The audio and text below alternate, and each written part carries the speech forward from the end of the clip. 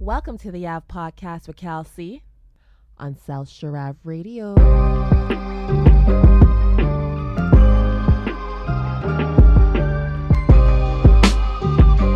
Welcome to the emergency trade deadline edition of the Av Podcast, where I'm joined by my South Sharav family members, Julian, aka Juice the Commish, and the COO team Lightskin head coach of the Red Rouge, Randall Walter. How you doing today, sir? Both of y'all, I should say. Red Rouge. Who is Red Rouge? Red Rush. I'm sorry, Red Rush. It's Montreal, man. Red... Edit that. No. Yeah, and make sure you plug my Excel boys too, man. Okay, well, plug them right now, Randall. I'm doing this off the top. This is an emergency. Emergency edition, sir. Plug my Excel boys, man. We 2 wins away from making our making our playoff debut in OSBA, man. Nice. I believe. I was gonna say, you plug them right now. You got to do it right now. We all good, baby. Nah, but you know who would have thought that during the Super Bowl week, the NBA would be just straight bodying the NFL this week. Mm-hmm. Like the news with this league, like just coming out of this league, between all the moves and LeBron, chasing the scoring record, it dwarfed the Super Bowl coverage. In the Super Bowl where Patrick Mahomes is in, you know what I mean? Which to me is actually kind of crazy. And that to me, the NBA should be proud of themselves. They actually took one off the board from the NFL this week, until Sunday, of course. But right. With that said, I mean, holy shit, was there a bunch of moves this week, and especially the last 18 hours. Like, I was going to bed, I fell asleep. I was watching the game last night, and I fell asleep watching the Clippers game, and I woke up at like some ungodly hour in the morning, and I went to check my phone, and I see like breaking news: KD goes to the Suns, and I'm like, oh, I guess I got to get the boys together, because this is, like, without even looking into details, I'm like, he went to the Suns. I'm like, holy shit, this just changed the league. You know what I mean? Like, or at least has the potential to change the league. But like, and outside of that Kyrie trade, which I thought nothing was gonna really top that. You know what I mean? But then boom, like just like last year, the world got shook up. You know what I mean? Because last year you had the Kings and Pacers trade. You know what I mean? And CJ McCollum goes to the Pelicans. So we all thought like, wow, these are big moves. And the last couple of years, the trade deadline has been like an event, basically. Like everybody's like attached to their phones like Woj and Shams. You know what I'm saying? So yeah. And then last year, on trade deadline, that Harden Simmons trade goes through. And this year it's the same thing. So we obviously got to trade the major. We obviously got to address the major trade, between the Brooklyn Nets and the Phoenix Suns, who they traded Kevin Durant and T.J. Warren for Mikal Bridges, Cam Johnson, Jay Crowder, who they actually sent to Milwaukee right after, and 4 unprotected first-round picks. So first off, Randall, I'll start with you. What are your thoughts? Well, I mean, first of all, I feel that Durant could have easily have made some noise, and I'm happy that he didn't. I mean, at least in that respect, that he was respectable enough to go to the front office and probably, silently ask for the trade. And I still wouldn't have sent him to this destination of preference, because I feel like he is part of the reason why there was a downfall in Brooklyn, right? The guy was going around, basically putting, the head office into a chokehold to get all Kyrie, all these guys, Harden, all bringing all his boys over, and it was an epic flop. And it's a big stain on him, I think, for the rest of his career, unless he wins a chip. But now, he's going to his location of preference. This is it, man. This is another AKA super team. If these guys, it's make or bust. If these guys don't win, it's on them. Yeah, they got to be. They got to be the favorite now. And Vegas, pressure's on now. Now pressure's on. It's not like when they first kind of made it to the finals. Was it 2 years ago? And it was a big deal. These guys had a parade for making the finals. No. Now it's you need to stretch your stuff when you win, because Chris Paul is on his last legs. Booker. He needs to now step up and shine. Aiden has been underwhelming. He has all the potential and talent, but I still haven't seen anything. And that's the big core, right? it got rid of some key pieces. And I think on the other end though, and I think we've talked about this before in our chat. I think Brooklyn did as much as they could to stay relevant. Like they can still make the playoffs with this team, and I like this team a lot. Right, I like what pieces they got back, and B, they got the draft capital to still build from within. So I mean, it was a win-win on both sides. A win now move obviously for Phoenix, and for Brooklyn, it's still they're not in purgatory stuck. I still think they got pieces. I thought they would move some more, but they did it, and I think they still got something there, and I think they can work with what they got, and I think it's off season. They're going to clear some cap space, and they can go after a big name star to help with the complementary pieces that they have, complementary young pieces that they have. All right. What do you think, Julian? Yeah, I think both sides won on this deal. Like, it's very rare you see both sides coming out as winners, but I think so. They got 4 unprotected first-round picks. Yeah, that in itself, man, is starting huge. From this year too. Yeah, not protected or conditional picks. Like, they're all unprotected, and those are valuable assets. And, as we see what Boston has done in the past with those picks, so they can, you can turn your whole franchise around. Then you got Cam Johnson and Mikal Bridges, right? So I love. So these guys are like potentially starters, right? So I think that they are starters. I mean, they were starting for Phoenix. Yeah, right. Exactly. So I take that back. So so they got 2 starters and 4 unprotected picks, first-round picks. So I think Brooklyn, if I had to choose which side I would rather be on, like, obviously you're going to want the best player to trade, KD and whatnot, but like, I wouldn't mind being, like, I'm actually happy what Brooklyn did at the deadline at that too. So it wasn't like in the offseason. So, but that said, you have to do that deal if you're Phoenix. Like, you didn't have to trade away Ayton. You didn't have to trade away any of your core players to bring KD in. And now you bring KD in with CP3, Booker, and Ayton right now, and they have to be the number 1 seed. I haven't looked at it, the Vegas odds, but they got to be the number 1 team ahead of Denver. Denver has to be 2 now. No, they're still not the number 1. They're number 2. So Denver's got to be the number 1 then still. Yeah. Like, you mean for Vegas? You talking about for Let Vegas? me look at the odds. Vegas.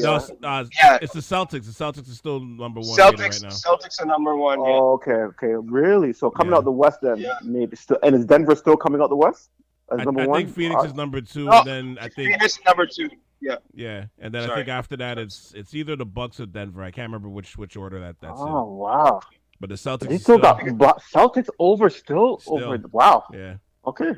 Well, you know what? I don't blame them for thinking that, because a KD-led team last year got their ass bust by by the Celtics, and the Celtics actually got better. Now, mind you, I mean, so did the core around KD, but still, you know what I mean? They got their ass bust, so it's no, true. I see it. Yeah. But there is something. There is merit in having that continuous that continuum, like that roster that's been around for a while. Like, when you put a roster together halfway through the season, it's hard for especially like Phoenix. Like, I think they have a few key guys injured, right? Like, I don't think Booker's playing for a while. He just came back. He just got back this week. So yeah, like these guys may not all play together for a little bit. They're all mending up. By the time playoffs roll around, are they going to be ready to compete? Yeah, that's a $1 million question.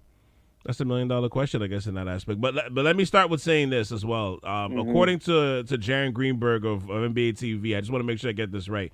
He said that had the NBA governors not approved the sale on Monday night, and the transaction of the sale not go through on Tuesday night, the Suns would not have been available to make this deal. So because the new owner, Matt Ishbia, because he had his press conference at 11 a.m. in the morning, and then they made this monumental trade less than 12 hours after that press conference. You don't see that shit happen that fast. But yeah, they said because of the approval of the sale and the fact that it went through on Tuesday, like if it had gone through Wednesday, this wouldn't have happened. Like he acted that fast, you know what I'm saying? Like and I mean, mind you, if you know his pedigree, he was a walk-on at he played for Tom Izzo as a walk-on at Michigan State. So, so he knows you have this understanding that he knows about his basketball, right? So I'm sure he's been sitting on this idea to make some sort of splash or make some sort of move while waiting for this transaction to go through, right? So, but the fact that it happened that way, to me, it's like it speaks to like the urgency of him wanting to make a splash and go for it right now. Usually owners, they get their feet wet, they wait about a few months or a year, you know what I mean? Or at least they get to the off season and before they start making, start changing stuff around the house. But this guy went for it immediately. Well, that's good. Put a stop. Yeah, you can't. Yeah, I think I personally think Masai messed up in the offseason. I would have gotten rid of Scotty for KD, man. Well, let's save the Raptors part for a moment though. But yeah, I mean, like to me, like I understand it. I think you do it as well. Like I'm not even questioning it because like there's no clear cut team right now. You know what I mean? So. Like the NBA's got, honestly, the NBA is probably most resembled the NFL in many years in terms of just its parity. We were talking about this, Randall. Like there's so much parity in the league right now. So there's more teams that feel like they're just a move away from holding up that Larry O.B. So I understand the total, not desperation, but I understand the move for it. But with that said, is this gonna work? Because. Go ahead. No, go ahead. I guess this is a question I'm asking aloud. Do you guys think this is going to work? Like, so you mean Phoenix? Yeah, I'm talking about Phoenix, right? Oh yeah, 100%. Yeah. There's no question it's going to work. Listen, go ahead. Go ahead. No, I was going to say because they got like players in specific roles. Like they got position, like they have a star in each position almost. So it's not like we have. It's like the Raptors. Got 3 6'9s. I think, and they all are veterans and they're smart, cerebral type players. Yeah. So they're going to be just fine. And then they've been there. Like a lot of those guys have been there now, right? Mm-hmm. So they're going to. It is going to work 100%. Yeah, it's going to work. I think exactly what Jules saying. I think the one thing is that what they never had that one piece to push them over the edge. It's some of that you could say, oh man, maybe like everyone had their role, like Booker had his role, and Booker was more that kind of guy that was supposed to, score, the closer, and it's hard sometimes, right? KD is that guy, right? Like it's kind of like Kawhi, like we had that team. We had a team that was a perennial like Eastern Conference contender, right? To go to the Eastern Conference Finals, we always were in the mix. We just didn't have that piece to put us over that edge. So I always kind of liken Phoenix to that, but now you got KD, and I think the beneficiary of this all is Aiden, right? Mm-hmm. Aiden is getting a lot of double teams. He's not that guy that's meant to be, to give you a lot more than what he's given. But now that everyone's gonna be concentrating on Booker. Now they got to concentrate on Durant. He's gonna get some buckets. You're gonna see some numbers go up with him, and I think it gets the pressures off of Paul now. Yeah. I mean, I don't disagree with that. The reason why I bring it up is because to me, I'm like, we all it's about the super team thing essentially, right? Like we all freak out about like how it tips the balance of the scales for the in the short term, but because of money you spent for those top 3 or 4 players, you can't have a deep bench, and all of this is based on health, right? As you mentioned, CP3 is 30. He's not every year he always has this injury that always takes him out at the worst possible time. He's 37 years old. That's not going to get better. I'm not sure if he's going to last 2 years, even though I agree there's less pressure on him now. You got KD, who hasn't been the healthiest player. He's got a lot of lower extremity injuries the last few years especially, right? Booker is not the healthiest player at times as well. And to just to think that they're going to wash the league out right now, I mean, I'm a little hesitant to say that. But like on paper, they look unstoppable, and there's gonna be times where they're gonna just look incredible, and rightfully so, right? As to all the points you guys were mentioning before. But to me, I don't know. I kind of want to wait and see what happens, especially health wise. I don't want to crown them just yet because the West is tough. They do have, I mean, there's a lot of parity, but they have to try to figure out health. They well, not so much health, but they got to figure out just in terms of rhythm, continuity, you know what I mean? Just making sure that they're getting everything right before the playoffs. And I mean, there's some time, but they just got to make sure that everything gels as quickly as we think it should. But I want to see it first. You know what I mean? But with that said, like to me, here are some of the real positives, right? This is the place that KD wanted to come to, and he wants to commit to. And KD's a hooper, right? So he's the type of hooper that leads by example. But he doesn't want to be like totally responsible for the culture, of the team ever since he left OKC. And much like Golden State, he doesn't have to come and do that here. He just can just come in and just be KD. You know what I mean? And then he already has a close history with Monty Williams from his days in OKC. Because I always remember the press conference that he had when Monty Williams' wife died in that accident, and I remember they had to walk him off the podium because he was so emotional. Like with so I know he's tight with him. And most importantly, Phoenix is they got a rich basketball history in that town, right? They're one of the most successful franchises in the league, ever since they came into the league in, I think, 1968, 1969, whenever it was. You got great weather. You got stability and newness at the top. You know what I'm saying? You got good coaching. You got great players. And you're going to be able to get players to come there, especially like buyout players. So they've never had a problem getting players once their team was good because of all those things, right? They're going to, like, right now, because of this move, it's like, I think we were talking about this just before we started, how like when Kawhi came, it was like if he would have stayed, this would have been like, this might have been a hot spot. But KD going to Phoenix with that weather and that culture and that history, it's going to be a hot spot now. You know what I mean? Yeah, for sure, without a doubt. Wherever KD goes, to be honest with you, it's going to be a hot spot. That's true too. Any superstar, any mega, so. Well, especially somebody like him, because he's so efficient and not selfish. Yeah, no. But yeah, you're right. This is going to be a good team for at least for the next 2 years minimum. Yeah, I see 2 years minimum. And even if Paul is not healthy or not playing at that level, he'll be 39. They can always trade him, right? Mm-hmm. And they can always because his contract is going to come off the books as well. Yeah, so that's a big, so. Yeah, right. So, like, I think they're going to be good for a while now, even beyond 2 years, actually. Yeah, but my concern is they don't have a bench. So what happens? Like, if you guys, Calvin, you said it. You couldn't have said it any better. What happens if one of them goes down? Just one. Yeah, it's not like you know what I'm saying. Like when you compare it to like Golden State when that super team happened, those guys were in their prime. You know what I mean? Like when Miami came together, they were in their prime. I mean, Boston was in their prime, but like they won only one title. It could have been more, but injuries happened, right? But they still went to 2 finals in 3 years, so that's still great. But and on top of that, they're a bit older. They were older, so I don't even want to use them as an example. But this team is like, KD's 34, CP3's 37 with an injury history that's just been building, right? So. It makes me, like I said, I'm not 1,000% confident. You know what I'm saying? I'm confident that I think it's a great trade. I would pull it. I would definitely do it. I wouldn't change a thing in terms of that aspect. But you're just hoping like it's all systems go because like it's one of those things where it's like that domino effect. That one domino falls, it could take out the whole row. Fair enough, but like Durant is pretty durable. Since he came back from that injury from his Achilles or whatever. So he's been pretty good.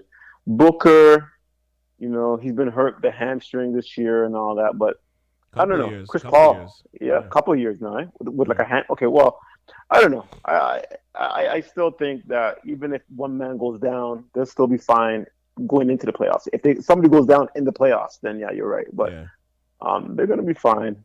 Even if I had to gamble on their history, on their health, I think they should be fine, healthy wise going into it. If anything, just do some load management in the last 2 weeks going into the playoffs. It ain't no big deal at this because they're already halfway through the season, right? Almost halfway. No, they are halfway. They're more right, than halfway. So it's not like we're at the start of the season and we got to be worried about a higher risk of injury. Like they were halfway through, more than halfway through. So it's fine. Like I'm not worried at this point. Now, I want to get into the BK situation a little bit. Like, in terms of they did good in terms of at least getting as much assets as possible. They got, I think, 9 first-round picks in the next 7 drafts, which is good, right? Which is really good. But how did they fuck this up so badly? What do you mean? How in general, I'm not talking about today. How they lost Irving? How they lost Exactly. They didn't really fuck nothing up. They did what they needed to do. They got Harden, they got Irvin, and they got Durant. They did what they needed to do. It's what those guys didn't do, right, on the floor. So me personally, You think I you wouldn't think be it's all blaming the management. players? You think it's just the well? Sorry, go on.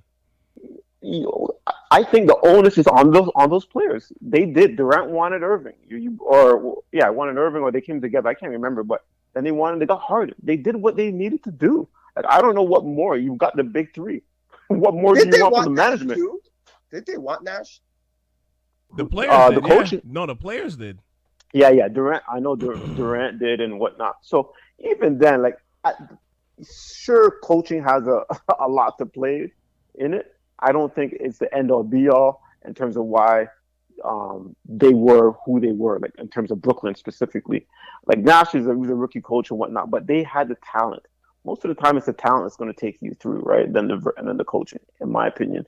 So I just think it's those players, not the management. Those guys are effed up, man. Like, we all know about the whole Kyrie personality off the court, and we all know Harden's personality off the court. So I just didn't think it worked out that way. Like in terms in the actual dressing room, on the floor, they just didn't blend. They just didn't blend together. But I think that's the part that I was mentioning too about KD. Like, I don't think he wants to be 100% responsible or be the main guy responsible for the culture. You know what I mean? Like, cause I think. What do you mean? Well, I mean, like how so? Like what made you think that? Well, easily, because I think, like, for me, especially watching BK come up the last couple of years, especially when they had to, like, unearth themselves from the deal they made earlier, like, the mid 2010s with I like to call it the Deron Joe Johnson era, right? Like, remember because they made all those they traded all those picks for Boston and all that, right? So they had to unearth themselves from that for years, but they were building a nice culture on that team for a long time, like for like that period of time. Like, they weren't good, but you could see there was something being built, and then it all culminated in 2019 when they made the playoffs with D'Angelo Russell and stuff. So you could see there was something there. They had all this cap space. Yep. You're like, okay. they got good coaching, they got a good culture here. Like, everything is here. They just need to fit that superstar, and they got two, right? They got two, but I think they chose the right players with the wrong headspace. So I think we're kind of saying the same thing. Like, I think they chose. Really, like they brought in KD. KD was the right player, but with the wrong headspace. KD. Well, I'm saying, like, they were artists. Like, those guys are artists, right? But to me, I don't think they wanted to enhance the canvas. They wanted to tear it down and have it reimagined in their image. Got you. Okay, that I can agree with. That I can agree. Yeah, but with. they're always looking for the quick wins. They're looking for that the big splash. They buy their way into relevancy. Like, instead of, like, I think when they had that team, they could have built from the bottom up, in my opinion. Well, they did. That's what I'm saying. They did. They had. Yeah, but then they traded everyone away when they were doing well. Yo, man, Allen, Jared Allen? They traded away, and Dinwiddie. Like, they had some good core. That was for Harden. Yeah, LeVert. Oh yes, man. Yeah. Although that LeVert trade, I can't fault him for that, because that actually saved his life. You know what I mean? Yeah. The health, the physical, the test, right? Yeah. But yeah, and then at the end of the day, they did bring in Harden too, right? So it's not like they're taking a risk. And in hindsight, you're right. They should have built from the canvas that they had or finished it, whatever. But they brought in Harden. Like, what do you want? I don't. But Julie, you say that, but for me, I never liked the Harden trade. Like, from when it happened, I was like, why are they doing this? Like, they got a good squad. They got a lot of good guys around them. Because remember, that first year, KD didn't play at all, and I think Kyrie played maybe 20 games for them the first year. So you're like, okay, well, obviously this is not meant for 2020. You know what I mean? Like, you knew what was about more of the future. But then they had the guys in place to surround them. Like, they didn't need to get rid of Jared Allen. Like, that guy. No, that was one dumb. Of the worst moves. Yeah, that was pure KD's doing, I think, there, because he wanted what's his name from Clippers? The big Jordan. Jordan. Well, they came in. That's what I'm saying. They came into the team right away, like, wanted to tear down the canvas. They wanted to pay. They weren't coming unless they paid DeAndre Jordan $40 million, which at the time was insane. It's pure insanity. I couldn't get over it. But that was a fuck up But of. yeah, but I think, like I said, I don't disagree that it's the players, but I think the front office they didn't believe in the culture that they built. They agreed to rip it apart from the beginning. From what we're talking about there, from getting Kenny Atkinson fired from the first season when those guys were barely playing. You know what I mean? They skipped over Vaughn. They went straight to Steve Nash, who never even coached an AAU team. And again, that could work. That could be fine. But they wanted to own all of it. You know what I'm saying? So I think this was, to me, this was like, I hear your argument. Yeah, to me, this was like player empowerment on steroids. You know what I mean? Especially when you throw Harden in. So I think I never liked the Harden trade because I didn't think they needed him. I don't think they needed him to win. But with that said, with all that said, if KD doesn't step on that 3-point line against the Bucks, we could be having a completely different conversation too. Yep. Yeah. You know what I mean? Yeah. No, you're right. So it's like, again, hindsight. We can look at all this and point fingers at who should have done this and they're the blame to that. But you know, at the end of the day, your other point too, like they had the canvas there, but you got to remember it's that same management that built that team too beforehand, right? So you can knock them, but they actually built it, right? So, but it's hard to manage superstars, right? And in the NBA, the stars run the team, right? So if they come in the office and say something, you know, more chances at a time, they're going to listen to it and do what they want to do to keep them happy. It's a superstar ran league. So, and they had 3 of them, or 2. Sorry, at the time, maybe 2 of them. So, what are you going to do, man? Yeah, which I think at the time, I think personally, like again, Dinwiddie, Jared Allen, Karis LeVert, and a couple of other guys that they had, I think that would have been enough. I think it would have been enough with a KD and that would have been enough. With a KD and a Kyrie, of course. Yeah, I agree. That would have been enough. Like you essentially just got rid of D'Angelo Russell for 2 stars. Like to me, I was like, what the fuck? Like why? And it made no sense to me. But like at the end of the day, it's like, you know, I think that's Brooklyn's biggest mistake. They didn't want to upset the stars until they did, and then that was it after that, right? Like it's like a relationship, man. You know, when you give too much rope. Like you give too much rope to that significant other. Sometimes you just gotta cut your losses. You know what I mean? Even if it makes you look like a jackass, because that's the only way you can save face. Otherwise, they're gonna hold that longer end of the rope for the rest of your life. Yeah, but we will say partly the blame, not fully the blame. There's no way you can blame management when you have players. No, it's a combination of both. I think it's player empowerment on steroids, but at the same time, they didn't believe in the culture that they built themselves. You know what I mean? To attract these guys to come there. Well, it was a quick again, like when you get a superstar like KD, it's one in a generational type of player. You know, you got those guys like the LeBrons, the KDs, they got a lot of pull and voice, right? Yeah. If they ask, they're like, "Hey man, I'll sign a long-term deal if you get X, Y, and Z." You're gonna do whatever it takes because in your mind, you're like, he's playing the game. He knows what it takes to win. He's been there.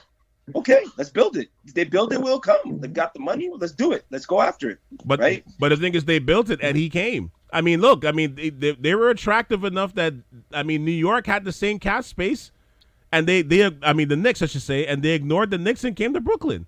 Like, so they built it. Yeah, they built it and they came.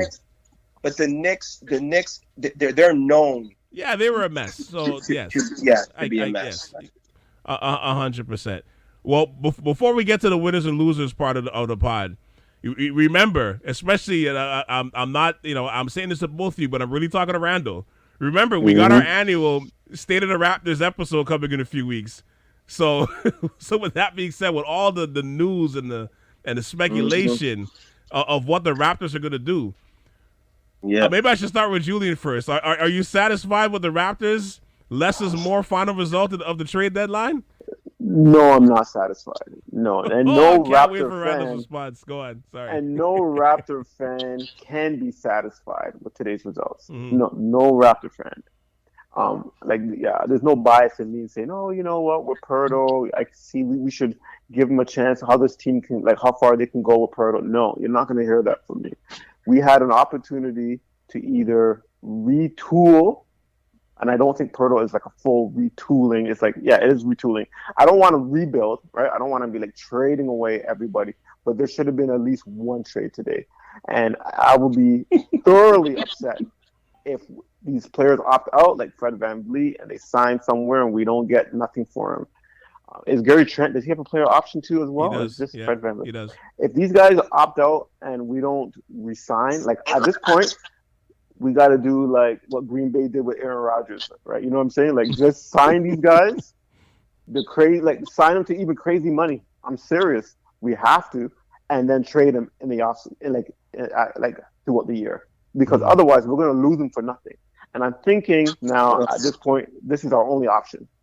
It's our only option, right? Yeah, unless you can, I don't know if there's signing trades and what happens. I don't know what the rule or the legalities now in the offseason, but I'm upset.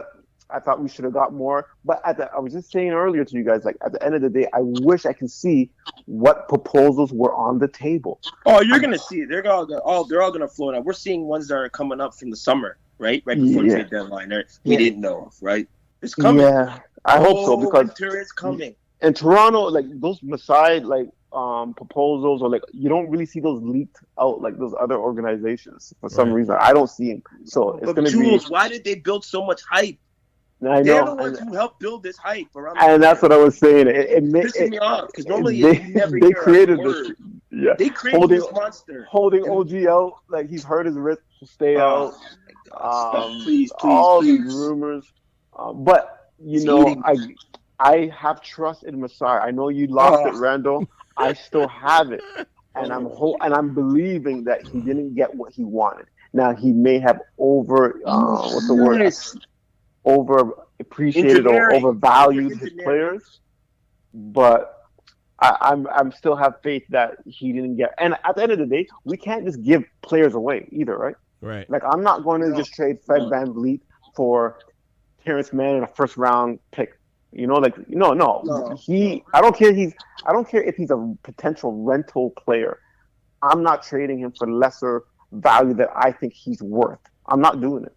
You know, so that's me personally. So yeah, I'm not happy, and I wish we got more. I wish we had pieces. I hope I wish that we had made a decision of either not tanking but going into the lottery and not making the playoffs, or going all the way in. Preach. Well, that's the thing. I mean, I do like the pickup of Jakob Poeltl, and I'm assuming he's going to re-sign with the Raptors unless he's still harboring feelings about initially being traded for Kawhi. But the trade at least puts them, like they put guys in proper position to at least play big, you know. And then the great part for Poeltl, we protect him in a sense because Memphis isn't playing the Raptors for the rest of the season, so we can keep him away from Morant. Right, so we're happy with that. We're happy with that. Club. But the starting lineup, at least they can now really be big, you know, and the bench looks a little bit better just because guys are in their proper place, you know. And I think with them, like with Brooklyn, like looking to like implode the way they have, there may be an opening playoff spot for the taking, and I mean that seems like it's important to the Raptors. You know, guys, but hold on a second. Let me finish because I'm gonna save the floor to you. But I'm just saying, like, you know, they're still in the middle when everything is said and done. You know what I'm saying? So it's kind of like the relationship analogy, right? Yes. Like maybe they're a relationship where they're holding on too long to our We the North guys. You know what I mean? And maybe this is the time we gotta like go our separate ways and start a new relationship with other people. But we're still holding on to the one that's everybody's looking around like, why are those guys still together? You know what I mean? So I think that's what it is. Randall, the floor is yours. I cede the floor to you now for the next couple of minutes. Go ahead. You rant as much as you want to rant. No, I'm not going to rant as much because I'm going to save it for the Raptors, you know, our annual deep dive on the Raptors. But I think this tweet sums it up the best. So the Raptors devalued their pick this year, traded their pick next year, and decide to head into free agency with 3 guys looking for big extensions on a team with a second round ceiling, and that's at best, right? I still don't think that trade addressed anything other than having a big, right? Like we still need someone that could score, right? We don't have a true scorer on this roster. And don't tell me Pascal's a scorer, but he's not a guy he's a volume. He's been doing well, but we need someone in crunch time we can give the ball to that can create a shot and close games. We don't have anyone that can set up our offense. And we've seen that throughout this whole season. I don't even watch Raptor games anymore. I can't. I can't watch it because I cannot watch Fred VanVleet run our offense. And I hate to say it, we don't even have a backup point guard. So we could have at least said, oh, you know what? Let's trade away Boucher Free for Malachi. somebody. Well, look, all our point guards are garbage to me. All of them. We don't have one. Like they're all backups in my. Okay, listen. Okay, Fred isn't garbage, but I know what you're getting. No. But I don't. You see, I'm not. I'm saying Fred is not a prototypical point guard in my view. That's fair, and that's fair. Right? I'm not. Listen, I'm not a Fred VanVleet fan, but I will give respect is due. The man came and done things, bet against all odds, and he did well for considering the circumstances, right? And he helped us win a chip. I give him respect, but that's the end of the line is ended, right? Like, cut our strings. I think, I think we could have got something better. I think we could have sold. Everybody was on like OG. I think we could have probably got a lot more for OG, and I'm okay with holding on OG. I'm okay with seeing what the value of our players are. My concern is, what I'm really concerned about is everyone's like, you know what? I'm not giving up anything for Fred VanVleet. So his true market value is only with the Raptors now. And other teams may give something for him, but obviously the deal that we wanted wasn't on the table. Or if it was, I'm going to lose my edge. Remember what you guys were saying? Sorry, you guys were saying that we're looking for a Donovan Mitchell type package, and I said there is no way OG. No, that was for OG. That was for OG. Yeah, for OG. There's no, I'm talking about way Fred you're getting VanVleet. that for him either. No, you're not. And I kept on saying, and this is when the home biases were coming in the chat group. Oh yeah, for sure we can. Hell no. No. He is no Donovan Mitchell. Honestly, the best we could have gotten was maybe 2 first-round picks. Yeah, which is fine, and as long as they were unprotected, I'm cool with it. Right, max with a player and that's it. And do we want to do that? Like at the end of the day, that's why it's hard to. I can see why they were hesitant, because I did see some of the rumored proposals from Memphis and from New Orleans and Indiana. I even saw Indiana, and I saw them. Then I was like, those are not great proposals. Right. And give the organization the respect, like Raptors. They were pumping all this hype into them, try to create that leverage, create this value. They were pumping it for weeks. Yeah, way. Which Gary they were Trent too. supposed to do. That's what they're supposed to do. Donovan Mitchell type package. I'm like, what the fuck? This has been building up. We're going to get something huge for these deals. It even fooled me. At the end of the day, it didn't work. It didn't work, because let's be honest, OG has potential to be good, but he's not no Tatum or anything like that now, or even Jaylen Brown. He's nowhere near, not nowhere near, but he's not that to that level. It's funny because kind of package. You're saying he has the potential to be good. I think he's a lot closer to his ceiling at this point now. Yes, I agree too. At this point. Of course, he's 7 years in the league, so at this point, it's like how much. I mean, it could happen, but. You know what I mean? But his prowess is like the defense, right? I get that, and hitting that and his jumper for sure, and shooting, clear. So not 6 man, defensive player of the year. He was a candidate for all the way up until this point too, right? So and he can guard anybody on the floor. So that was what they were selling, and which is true, 100%. And on top of that, never forget too, it's not so much as much as like those attributes. A large part of it too is his contract, because you're getting that kind of high value for like $20 million, which and you have it for 2 more years. League isn't a lot. Yeah, well, and you still got this year and next year. But I think next year next year it's a player option, so he could opt out. But at least you're getting him for the rest of this year and next year. So for that, especially like the contending teams like the Memphis, and the Golden State, you're not breaking the bank. By doing that, you're not a rental, and he's not a rental player. No, he's going to be there for 2 years. Yeah, so that's what we all thought. That value, So so I understand. With all that being said, I still wouldn't. I'm not upset we didn't trade him. I think we should have got rid of VanVleet, number one, and if possible, we could have got a good return, kind of similar to I think we're with Gary Trent. We're at the crossroads like Norman Powell, Maybe he's a little what though, Randall? The rumors I saw, the proposals, they weren't that great for Fred VanVleet. Seen those, so it was not great. It was not great because he's a rental. Yeah, but what does that show? Rental. What does that show though? it shows that there isn't a market for point guards. Because, like, honestly, if you want a rental point guard, you have to be going for it. So it was only the markets with Clippers and Miami. Yeah. I think were the two main, and it was potential. Phoenix was in the rumor too for a little bit, right, because of Chris Paul, or whatever. But it was really Clippers, and that was the closest thing. And I read like after the deadline that Raptors wanted Terrence Mann included with the first, and they said no. Like, we're not giving you Terrence Mann. We'll give you first and like Reggie Jackson, like a bunch of bums. I'm like, what? Yeah. Even I wouldn't do that. Well, and the So Clippers it's the don't have a market. lot of. They don't have a lot of assets to begin with. No, too, 'cause they gave all no. theirs up too. Right. And Orlando was the other rumor, like potential destination. Orlando, Orlando's been around for time.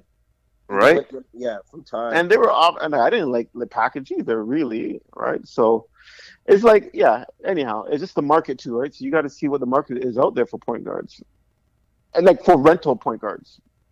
Yeah, it's a tough life out there right now for Yeah, like because point guards. Most teams have their point guard.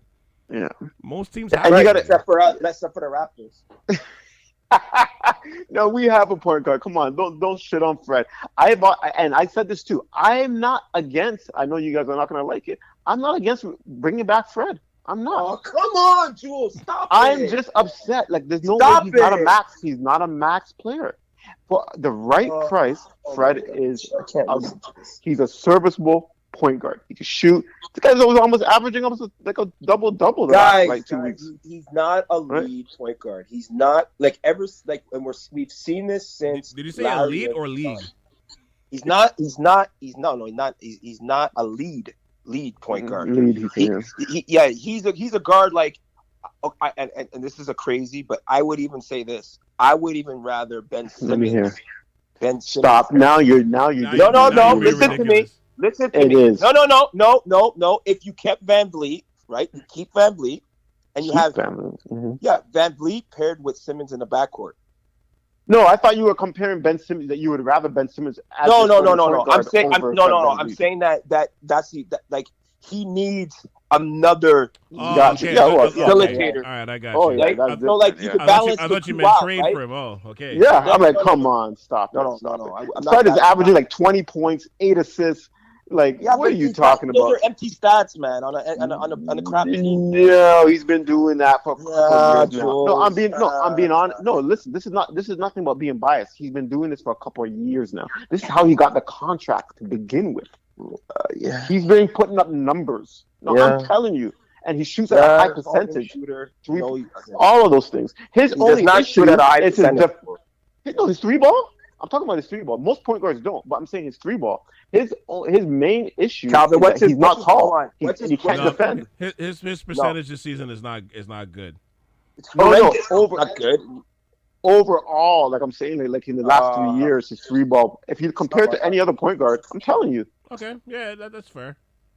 I'm telling you. That's If fair. you look at any other point guard, I'm not saying like against like Joe Harris or Yeah, somebody. you're not saying this season. No. No, I'm saying in general. I think, and I will say this. A lot of his shots this year, and I blame him for this too. But at the same token, he takes a lot of shots at the end of the shot clock, which is, you're not going to have the best percentage if you do that. But I also preface that he could set up the offense better. That's not. I agree with. He's not. And this has been since Larry's left. There's nothing about his game that has intrigued me as a lead point guard in prime as the lead guard. I want to say, like, having the ball in his hands, setting up the offense, running it without really any competition. Right? There's no one that's normally you would come in. You have Larry. They kind of played off each other. Now he has, what does he have? Malachi Flynn. He has nobody. Scotty Barnes is not a point guard. He'll never be a point guard. That's not his game. He's a wing that can facilitate. It's a different situation. Yeah. He's not a Ben No, Simmons. I'm not going to argue any of those things, and So- I'm agreeing with you. So I'm just saying he's not worth a pick max. up another guard, though, like, hold on, if we picked up another point guard, i.e. like a Schroeder, or i.e. like a, even like a Rozier, Brogdon, yeah, like even that kind of guard. two Then I guard would say, point, one guard. Yeah. yeah, then I'd be like, okay, maybe let's see how this works. But we didn't even do that. So my thing is, like, what direction are we going in? Like, if we're going to go in the direction with these guys, we're in big trouble. No, I don't man. think so because we've been Oh, able but to we're show stuck that in we can win. purgatory. Okay. No, we can Calvin, win. I We've want shown you that to we can pull up win. this podcast when it happens, please. Pardon me? And replay this conversation. I want guarantee Julian's you. voice on I loop. guarantee you. No, Listen to me. no. Listen to me. This. I guarantee you, with the lineup we have now, we will be above 500. Like What does starting that mean? today. What does that mean? I'm meaning that they're going to be a winning team, And what does that especially mean? in the East. Especially in the East, 100%. What does that mean? So What does it mean that they're going to be a winning team? That they're going to be that they can win with this team. Like Yeah, that's so we're gonna go out over the cap, win, right? And then what's the future? So we're just gonna sneak into the now that's playoffs another and issue. lose in the first round. No, they're not. So they're going to sneak in. Oh, sorry. Is your question is if they're going to make the playoffs? Yes, they will. Okay. Yes, they will. I'm just And telling lose in you the that was first a round. big. Yeah, 100%. They probably likely would lose or win it. Second round, the furthest for sure. No farther than second round. What does that mean, though? What does that mean? No, I'm not disagreeing. But I'm just saying that you're saying that this team is going nowhere and blah blah blah. And I'm saying they have talent. That's stuck They- in purgatory. They have talent. They're just not good enough to beat Milwaukee or Boston. They're not, right? Yeah, but the whole point of playing this game, Julian, is to win. I know, but I'm just saying the lineup. I'm disagreeing with you and saying this team is not going to win. They're not going to. You're saying championship. They're not going to be. They're not going to be. No. Going by your saying argument, that I'm I going don't to. even There's know no if they'll win. I don't even think they'll get past the first round. Period. Well, how about this? I'm 50-50 on them even making the playoffs. Well, how about this? How about we reserve these thoughts for the State of the Raptors episode? Sure. That's what I knew it was going to go this way let's- because I'm heated. I know you're You guys heated. know That's why I put the stipulation in there when I first brought the question up. But but you know what? Let's wait to the let's wrap it up with the winners and losers of today, or I guess this past week. I'll start off with the Lakers. Winners or losers? They're winners. They're winners. They came out on top. I thought they were able to fill their bench, the depth. They got the winners for getting rid of Westbrook. Westbrook has been playing well, but he doesn't fit. He's hard to fit on a team. Like just morale, and he's just a guy that's just sour, emotional.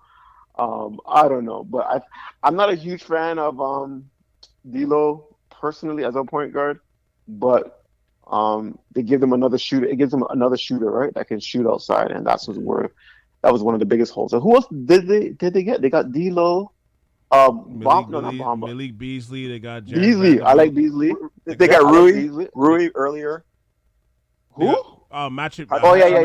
They They did. That's earlier. So I like the pieces that they added. I do. So they're winners in my eyes. Yeah, they're a better team. They obviously flipped their roster. I mean, does it make them that much better? I mean, it's hard to say because, like, at best they're gonna get to the 7th or the 8th spot, and then they're gonna get their heads bashed in by Memphis, which would be a great series to see now, especially if you can get Shannon Sharp to sit in the front row, and then you got and then Denver. They're not gonna beat Denver at this stage now, the way Denver's constructed. So, like, I know they feel like they have a chance because as long as they have LeBron and AD healthy, they got a shot. But I think those days are over. I'm sorry. Like, I think they're a better team, and I think they have a better shot to at least win the play-in. But that's as far as it goes for me. Yep. You know what I'm saying? Yep. And I agree. And I think with Westbrook, like, to me, it just underscores how terrible that trade was from day one. Like, you know what I mean? Like, we all knew, even when they were entertaining the thought 2 years ago, we were laughing at it. We're all laughing at it. Like, yo, that's a dumbass deal, and they still made it. You know what I mean? Yeah. So that's why I'm like, I don't feel sorry for them. And Westbrook got the brunt of the fault for it, but I'm like, I don't think he should have, because I don't think he shouldn't have been there in the first place.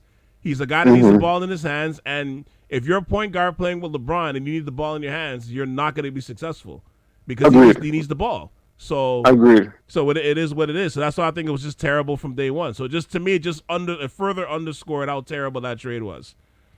Agreed. No. Clippers, winners or losers? You can go ahead, Rand. I think they're winners. You know, I think they added some size. They needed some more depth. They had some more depth and in interior size for the playoffs. They got some more shooting. What do you got? What's his name from Houston? Yeah. What other moves have they? Gordon. Yeah, tell us the players that like we can't. I'm not a computer man. Oh, Tell me I'm what's sorry. So it's okay. So they Gordon, Eric Gordon. They picked up Eric Bones Gordon. Highland, Eric Gordon, and I believe they picked up Mason Plumlee. Yeah, Yeah. And I think, I think they're gonna go on the market to get a, when the buyout. They're an attractive, market to get a player on the buyout. Everyone's saying that Westbrook will go there. I don't know if that's the best fit for them. But I think right now on paper they got better, and that's what I think. That's what matters. Well, The only thing that's kind of weird is why did they get? I like Zubac. I thought he was playing well. Yeah, me too. Well, I he didn't is. understand the Plumlee. I didn't understand the Plumlee. I guess a backup. I guess. Yeah, but they also got, what's his name, the big from OKC, didn't they? What's his name again? It starts with an M. I thought they got him. I could be wrong. No, I'm trying to look this up. I don't know why I can't see it here. But Where did he go? The OKC big went somewhere. Muscala. Muscala. Oh, Yeah. Muscala. Yeah. Sorry, that's right. Yeah, he was playing well, but he ain't gonna get you over the hump, man. Like he ain't. But the point, No. for depth, is what So you're getting. you got three bigs, like, okay. Yeah, and when they needed a point guard, you know what I'm saying? Like I thought they didn't address that. But that's the thing. They got rid of all of their point guards, so that's why the rumor is you're thinking that Westbrook, if he gets bought out from Utah, is probably going to go there because Paul George is recruiting him. He's got a good relationship with Ty Lue. But I do wonder as well. Like, are you guys sure you want Westbrook? Nobody wants Westbrook. No way, not for no run. There's no way. There's no way. I'm kind of looking at it. I'm kind of looking at it like that. Like, are you sure you guys want him on your squad? Like the way your team is built. Like, I don't know. You know what I'm saying? Because it's not. He's not a like. Again, at the end of the day, the team is Kawhi then Paul George. So we know what that's about. The end of game situations is what I'm worried about if he's on the court. As long as he's not on the court at like 2 minutes left to go in the fourth, it's cool. But if he's gonna be there to finish games, I get scared. Listen, he's so volatile on and off the court. You don't want him anywhere near a championship running team, like run team. There's no way. There's not a chance. And as you said, those other points, he needs the ball in his hand. He can't play without it. No. So So they traded away Reggie Jackson, right? Yeah, they traded all the point. Him, John Wall. Well, yeah, John Wall, winner or loser. Oh my God, what? How did he fall out the rotation? It's like he was like I don't want to use the word cancer, but it came to a point where they don't even want him near the team. They're trying to trade him. Like, oh man, I don't know what happened. Because that was a great spot for him to resurrect himself. I thought it was a good move. Man, they wanted to get rid of him so bad. Like, they want to buy him out. Right? So wow. I think I'm believing it has to do with something off court as well, like this behavior. That's what it comes down to. A lot of things we don't see. We just see what's on the court, and we just think, oh, but he's not playing well. He's playing well. He's off the court, man. Is he running around in the lifestyle of LA too hard? Who knows, right? We have no idea. Just not mentally there, man. That's all I know. Whatever the case is. But the joke is he just did a podcast like 3 weeks ago shitting on Houston, and that's what they sent him to. That's like straight punishment, son. Yeah. Sorry. Yeah. That is hilarious. Yeah. He's getting bought out for sure. Come on. Oh no, for sure. He's not, there's no way he's playing there. But I'm just like, wow. Like he just finished saying like, oh, that was a terrible experience. They're like a shithole, and all of a sudden they're sending him right back there. I'm like, good Lord, no respect. No respect. Look at Westbrook. They sent it to Utah. But at least Utah's decent. At least Utah's in the playoff picture. No, but like he has a history in Utah. Don't forget, right? Oh, the whole racial.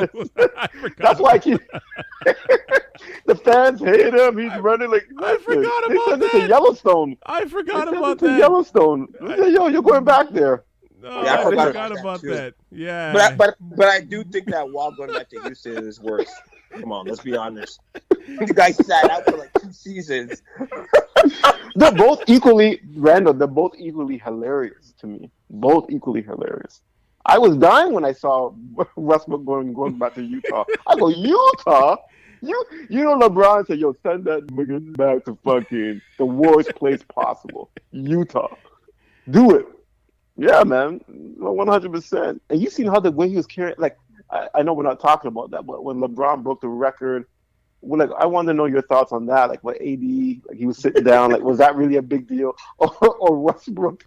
Did you see him not partaking into the opening introductions again? Oh, Remember, like, well, not just that, but when they were celebrating when he accomplished the record, he was like 50 feet away from LeBron. guy, how emotional! Like on a memorable night like that, when you can't even Yeah, control your own. Hello? I don't care if he had a reason to it. Listen to me. I don't care whatever his reasons are. They could have been all He valid. couldn't even fake You it. you put on a fake face. We put on fake faces at work all the damn time. But anyhow, the point is that he just didn't care. Cameras on him or what, and that tells me he has zero control of his emotions. Like how emotional, such an emotional wreck he is. His whole career, he cannot control his emotions, and just the way he was behaving during that monumental night. I don't care if you hate LeBron at that point. You got to partake in the warm ups. So like he wasn't partaking in the opening warm ups. He wasn't like I don't know, man. I was laughing on how much of an idiot he looked. And again, I don't care if he's valid. He could be right. You don't do that, man.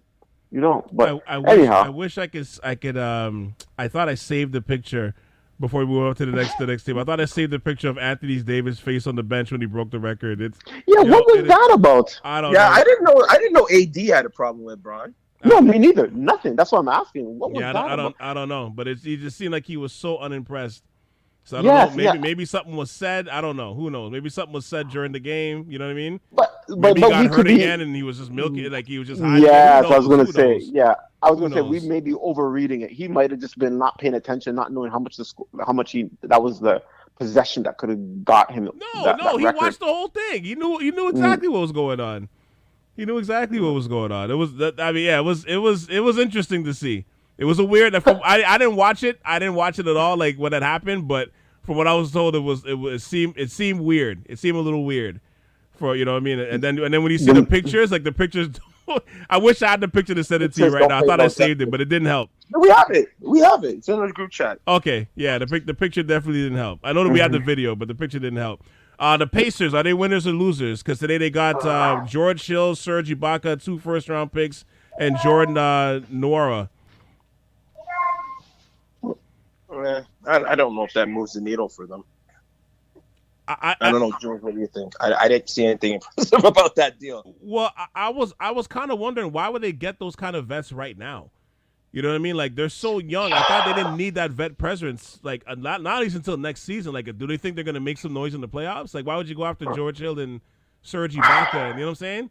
I mean, I don't know if they came with the 2 first-round picks. If that's the case, then okay. But I don't understand why they did that. There's got to be more to it. I think there must have been more to it. You must be missing something because I think it was some picks involved or whatnot. Yeah, because that's what I Hill, said. It has to be some picks like to come with it for maybe there's a 2 first-round picks that came with it. Yeah, I didn't see. I don't have it in front, so definitely not. I think Ibaka was part of a 3-way trade, right? Wasn't he? Yeah, No? yeah, he was. Yeah, well, from Milwaukee. So there's got to be like second rounds, or when I really thought Indiana was going to go for after like OG, because OG's from Indiana. Mm-hmm. He fits that age group with Halliburton, Guys, yeah. right? Yeah, and Matt Turner. Like and they need a small forward. Right. Yeah. And I heard all these rumors like they didn't want Duarte, and not that they didn't want him, but like because they have Nebhard now and Mathurin, so they had like picks and players to give away, like or to trade pieces. Mm-hmm. So that's what I thought was going to happen, but maybe in the offseason, right? All these things might happen in the offseason, right? So we'll see. Well, the official trade was the Bucks got Jay Crowder, which is what they wanted from the first place. The Nets got 3 second-round picks. And then the Pacers got everybody I just mentioned from that deal too. So the 2 first-round picks came from it. So maybe George Hill and Serge get bought out. But if they do it, I'm like, I don't know. I was like, I didn't see the point of having those guys come to that team right now because their team is so young still. You know what I mean? So Yeah. It's like you're not making a playoff push right now. That's not the concern. Yeah. Like a couple of months ago, you were talking about them being in the Wembanyama sweepstakes, right? So you can't go from that to like let's get vets to like make sure we get this playoff push. That seems weird. No. That's what I'm thinking. That's what I was thinking. They're probably gonna get bought out, and it came with those 2 first-round picks. So that's probably why. Of course, Ibaka wasn't even playing in Milwaukee, so there's no way they would want him here in Indiana, right? Is he injured? Is Ibaka injured? You know what? The last 2 games he was leave. They said leave away from team personal reasons. Okay. So, he's not hurt right now, that's for sure. And he wasn't playing before. So he could be like disgruntled or whatever. But whatever. He's at a point of his career where he knows he's it's coming to a wrap. Yeah. A couple more teams and then we'll be done with the pod. But New York Knicks, winners or losers, because they picked up Josh Hart. If you pick up somebody that you didn't have before and you didn't really give up much, right? They give them. I know it's your boy Cam Reddish. He needs a better spot, but like they didn't really give up much and a protected first. So we had this debate in the chat, and I said because Raptors give up almost the same amount, right? Like I don't want to say a wash player, but Ken Birch and the protected first and the second round for Pirtle, and the Knicks did the same thing. They gave up Cam Reddish and a protected first for Hart. So we looked at like who, how will have a greater impact on the squad. Mm-hmm. So, but anyhow, I think it's a winner. Like if you're looking at the whole entire trade deadline, I don't think they're a winner for making that one deal. But they're better off now than they were before, without a doubt. Yeah, he's like a Swiss Army knife, right? He does it all. So, and you know what the good thing I like about it all is it seems like he's a good locker room guy too. Everywhere he goes, everybody's like, "Oh man, you're gone." Yeah, he is. Yeah, and that's huge. That's huge. Versus like a Westbrook on your squad. But I like the move though because like to me he's one of the best. He's one of the best rebounding guards in the league by far, if not the best. And then he's also a great 3-and-D guy. You can finish games with him. He does enhance the roster a little bit just with his play, especially on the defensive end. Like I like the move. I think it's a good move, especially when you weren't playing Cam Reddish. Like at least you know how Tom Tibbs likes to run to run guys into the ground. This is a good guy to do that with. You know what I mean? So but it wasn't really a hole they had though. Mm-hmm. It wasn't really a hole. But he's a Tibbs guy. He's a Tibbs type of player through and through, right? Yeah, it helps. It definitely helps them for sure. Because I mean, they want to make a little noise in the playoffs, right? So maybe they kind of they needed OG, like so they were going after OG hard, 100%, and they were offering 3 first-round picks. But remember, when I saw those pick selections, like they were like the lower end, like I forgot whose picks they were, and I said no, I'm not doing it because they were basically second rounders, right? So they need like a small forward. Power forward type player right now. Like Obi Toppin didn't turn out to what they wanted, and they need a small. I don't know who is the small forward for them. I don't even know, but it's not the guard. They got quickly. They got Brunson. I thought RJ's like a shooting guard. No, okay, well, but well now Barrett could be the small forward and Josh Hart could be the 2 guard then I guess. Okay, because I didn't think he was small forward. Yeah, but yeah, right. You're right. He may be the small forward. Yeah. Okay, I guess so. All right, and then last but not least. The Raptors. Or winning or losers. I'll let Randall go first. I mean, if I was to grade this, I would say a C. Right? I think it does, to Julian's point, it fills the void of what we needed a big. We got the big. I'm not disappointed in that realm. I'm disappointed that there was no other moves made. I think we're stuck in purgatory. Like I don't know. Like if this pans out to be one of those mastermind moves by my side, and the egg's on all our face, especially mine, but I just don't see it. Right? I don't see how Pirtle's going to turn around the hopes of the Raptors season. Right? I just don't. So let me ask you a quick question before you go on. Would you have made no moves? Would have been the better, or Pirtle? No. I mean, I think one or two, like Pirtle or no moves. Which one would you have done? Because with no moves, you have a better chance of getting a lottery or not making a play. Or would you have done that Pirtle deal or nothing? That's a great question. That is a good question. That is a great question. I didn't look at it from that perspective. I think it's hard to get a big, right? And anytime you can get one that fits whatever style you play, or like that's up to Nurse to know, like, hey, I need this type of big, right? I think bigs are relative and they're undervalued, but I think, addresses a need. My only thing is like, if you're gonna go after Pirtle, win or lose, doesn't matter, right? Mhm. Then I would say offload at least Fred or Trent, because you can't pay them all in the offseason. Yeah. So what is the next step? You know, that was just like, what is the direction of the team? Like, I don't understand. You're gonna re-up all these guys, you go into the luxury tax with a team that really is not cohesive, and that really, I don't know if they can take that next step, right? I don't think they just gel with each other. I think when they did gel, they all were in different roles at that time, right? They're all kind of, some guys were kind of quasi starters, some guys were really solid depth guys. You had one guy that was kind of the Robin. So I don't see the cohesion here. I would have got rid of one of the two. That's my opinion. And that's why I'm so big on getting rid. If we're not going to get rid of Fred, which, I mean, you know, you guys already know my stance on that, get rid of Gary Trent. At least get some capital off of it. You know what I mean? Or get a backup point guard, right? Like, you know, or shooter, right? Something that just fills a void. Because I don't, you know, or like you said, Jules, if we don't do anything, well, like, then what is the goal? Like, I would have rather them just choose. If you're going to go for Portal, I would think, let's go a little bit bigger, right? Not just one piece. Let's go for another piece to at least push, right? But I just don't understand. I agree, yeah. It's kind of a half-ass move, right? That's why. And that's why, that's why we're all but it's confused. not it's like a 50-50, right? Like, is it? I don't know. I don't know what it is. I don't know what we did. I'm still kind of looking around like, what? Like, you know, like, yeah, what is it? It's almost like an incomplete. I don't know if it's a Correct. winner. I don't know if it's a loser. Correct. It's a great question you posed, Julian. I'm not. I don't know. I don't know because again, it depends on what direction you want to go. If you want to go young and you want to like try to build more around Scotty Barnes, then doing nothing was a great move.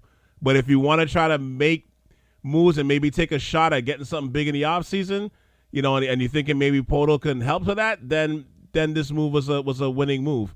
I want to troll Randall because I feel like I'm in this mood right now because I want to read this quote. We really had a rough stretch, but I believe in these guys. I believe in them. Growth sometimes takes a while. Ujiri told reporters today during this press conference. Sorry. Go on. What were you saying, Randall? Go on. Yeah. I don't know what growth he's talking about. Me neither, to be honest. You know, and again, I'm going to go back to, you have two guys that are going to be free agents in the summer, and I believe they're going to be unrestricted free agents. So why are you going to go into this offseason with these guys? Like, you're going to have to offer them something. You can't lose them for nothing. Oh, and, right? and let me add, he said the opportunity was not there for a blockbuster trade, so there was that too. Yeah, he did say that. Yeah, he did say. That's what I'm saying. I like to see. I'm going to watch this up. That's what I'm saying. I would love to see what offers were on the table, right? Hopefully they get leaked out. State of the Raptors 2023 edition. Ooh, can't wait for that in a couple weeks. Or in a few weeks. That's going to be interesting there. You know what? Last. Hey guys, I got a question for you guys though. Hold on before you go on. Sorry, Steve. Do you think that the Kyrie trade messed up the Raptors? In what way? Like Kyrie in a trade. Do you think, because for all intents and purposes, everybody thought that the trade market was going to go through Toronto, right? But do you think that something off the Raptors? I'm playing devil's advocate. I don't know. You know what? Actually, kinda in an indirect way, yeah. Because just in the sense that once he requested a trade and once they got rid of him on Sunday, KD wasn't staying at that point. And then once KD left, then the whole shit just shifted, right? Everything shifted after that. Now it became an arms race. You know what I mean? So like, if that trade didn't happen and those guys stayed in Brooklyn, would it have been like a massive? Would we even be doing this episode today? I'm not sure. You know what I mean? Like the biggest trade would have been the Lakers one, but whatever. You know what I mean? I think it had a small impact, a little, not as much as you guys are saying it was, but it would only affect Brooklyn if he had, like, this question only relates to Brooklyn. I don't think it affected any other team in terms of us trading anybody to whoever else. But if he had stayed, there could have been a potential trade of OG going there and being that third piece, right? Right. But I don't think outside of that affecting the West or any other team, Right. So even the KD trade, I thought that would have given us more leverage, because it would have forced teams to want to make that deal for OG in the West, right? Now to stay competitive, to guard like Memphis, I thought for sure would have traded for OG now, like to guard KD. I thought so like, too. Yeah. Right, for matchup purposes, right? And Yeah. that never happened either. I'm like, yo, I can't believe Memphis didn't do much. I thought they were going to do more. So They believe in Dylan Brooks, bro. I guess it looks like it, right? He's So gonna be the one guarding him mostly. So I don't think this was part of the plan, like for Masai, how it ended up. I don't think this is what he had envisioned. If that's a question, you guys are wondering, I don't think this is what he had envisioned. no, I thought he I was don't gonna think so. perk. It just didn't work out, and he's trying to call people's bluffs or other managers' bluffs to add more to the piece at the deadline. They never did. Yeah. And they're like, oh, okay. So Sometimes it goes that way. yeah. And lastly, before we go, Julian's former boy Kyle Lowry, winner or loser, sorry, of the deadline. For himself or Miami, like that's Both. another spot, like Both. right. So like he's not even showing up to the arena. Like I saw, like the last 2 games, he didn't show up. So, and when he has been playing, he was putting up donuts. Literally, he had 1 game with zeros all across. Yeah. Points, assists, rebounds in like 20 some odd 30 minutes. The Sam So Mitchell stat line. Yeah, but you gotta he's old too though. You gotta remember that Yeah. too, right? He ain't 26. He's like 36 or something. So, Yeah. but Did he that ask was to be another. out? Pardon me. Did he ask to be let go?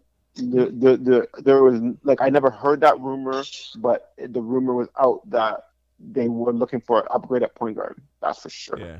Like Miami, right? So he didn't ask for anything. He just didn't show up. He's not even showing up. So, Yeah, but and you know, and then and you know remember when he last culture, year. that's not something you do.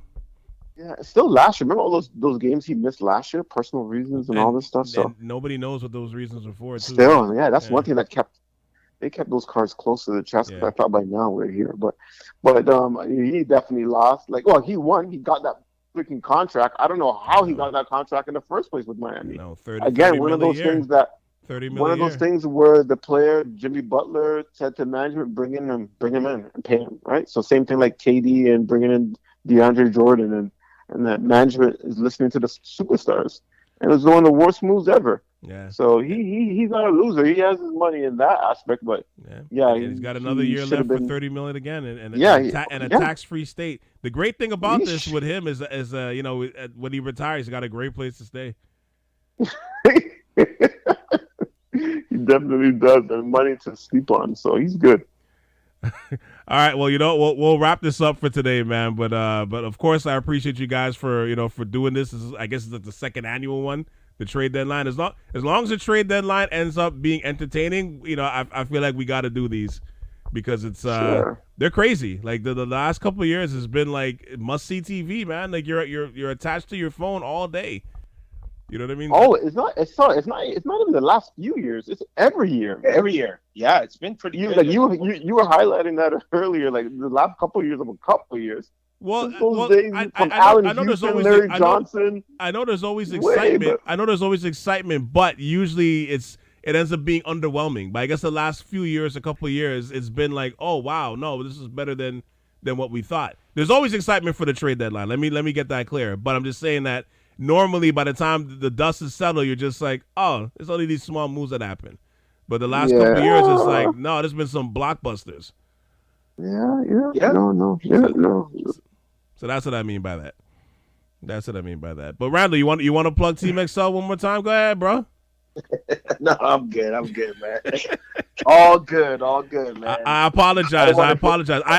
You know what I promise? I promise that when we do the State of the Raptors, your intro, I'm gonna make sure I'm gonna beef it up.